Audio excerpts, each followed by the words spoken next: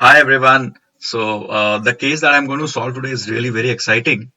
And without wasting any time, let's begin. So, if you are aware of the critical path method, and if you are into project management at all, or basically you have to sequence tasks and have an estimation of the completion time, etc., then I think this is probably one of the uh, great videos which will help you understand how things can be automated. So let us see if this is one of the examples that we have wherein a project is to install a new computerized order processing systems. So basically task 1, task 2, task 3, and this is task 6, which is preceded by task 3, and task 9 is preceded by task 6, and by task 5, and also by task 1. Okay, so I'm sure you understood this, that how it follows.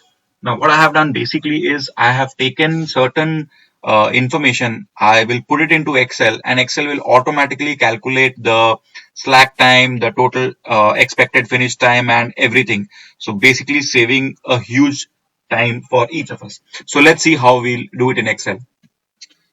And before we move on to that, let me show you basically. So these are the activities that we just saw previously.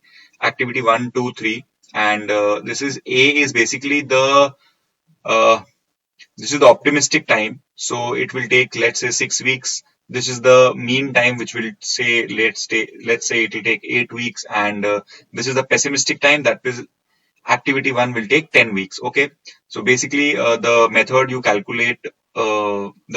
use to calculate this is a plus 4m plus b divided by 6. That gives you the most probable one, which is m, and typically it comes to 8. So you see, this is the final t value that we will be using. So let me show you this one.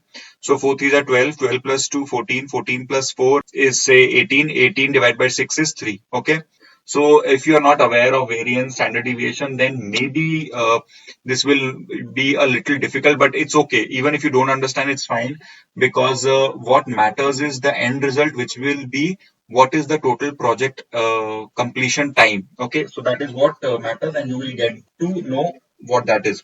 So anyway, let's see. This is the scenario. This is the problem that we have. Okay, which is the time estimates, and this is calculated automatically. So once this is there, let's see how Excel will calculate it further. This is the template that we have, and let me copy the data that we just saw. If you remember, we saw some data. I'll simply copy it. Okay, I have it another sheet, so I will simply copy it from here, and I will paste it here. Okay, and once I paste it, okay, so but I will also have to mark the precedence. Basically, precedence means, let's say activity 2 can be done only after activity 1 is complete. Okay, so we have done this, but I need to mark this precedence order. The precedence, basically, let me show you the precedence.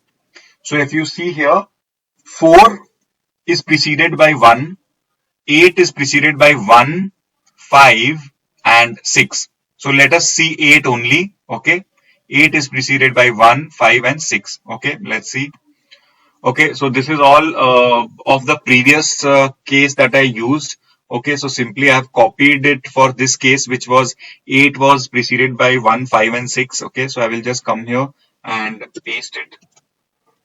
Okay, so now you see 8 is preceded by 1, 5, and 6. Okay, and automatically whatever we saw in the previous screenshot, and that is being shown here, precedence levels, come back here. Okay, and that's it. So basically you have to put in these values, and you have to give the correct precedence. Let's say suppose 1, 2, and 3 are the starting points. Okay, so let me show you. See, 1, 2, and 3 are the starting points. That is why it is preceded by 0. Okay, so 4 is preceded by 1. Yeah, so let's see. Okay, so here you see 4 is preceded by 1. So that's it. You just have to put it, and just put the estimated values. If you are not sure of this, okay, if you don't want to give the pessimistic times and optimistic times, just remove it. Okay, okay, so this is optimistic and this is pessimistic. No issues. And then automatically this will take care of that. See, the calculated mean has changed. Let me do a control Z, and there you see. So, so it tells Once you put all this, it tells you that the calculated mean of the project is 25. Okay. And if I want to test, let's say if I give 28, then there is 87% probability that this will get completed on time. And the critical tasks are 2, 5, 8, 11. So what do you mean by critical tasks? If the 2, 5, 8 or 11, if these tasks take more than their allocated time, okay, then your project is definitely going to be delayed. So these tasks are very critical. And let me show you. So if you have the understanding of projects, then I think you must have already understood, but still let me explain. So this is basically slack, which means if this project activity 1 is delayed by 1, no problem. Your final end result, that is 25, will not get delayed. But if this activity 2 gets delayed by 1, then your final project will also get delayed. Okay. So this is the concept of slack. So just be careful with these 2, 5, 8, 11. These are critical tasks. And yeah, so the good part is this template calculates it automatically. Beautifully, the moment you change something. So let me change it as say 7. Okay. Okay. This is not a critical task. Let me change this, say 8. See, there you go, it increased. Why? Because this is a critical task. As I said, 2, 5, 8, 11 were critical, and that's why when I changed 2, it changed. Okay, the entire project also changed. Now there is a 73% probability that in 28 days this project will be completed.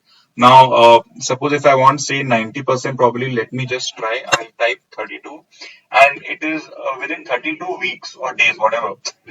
It could be in weeks or days, whatever you have taken, there's a 98.5% probability that this project will be completed in 32 days. If I give 30, there's a 92% probability that this will be completed in 30 days. Now, if the client says that suddenly, no, I want it completed in, say, 24 days, okay?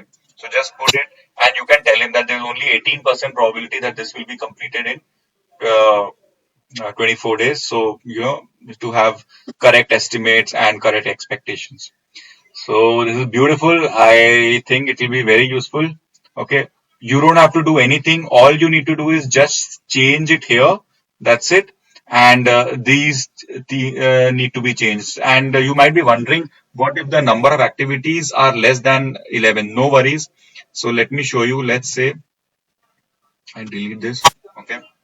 And once this is deleted, okay, let me show you. So once this is deleted, see automatically this is also being taken care of. You know the estimated project time is this, and the other slack times etc. are also being taken care of.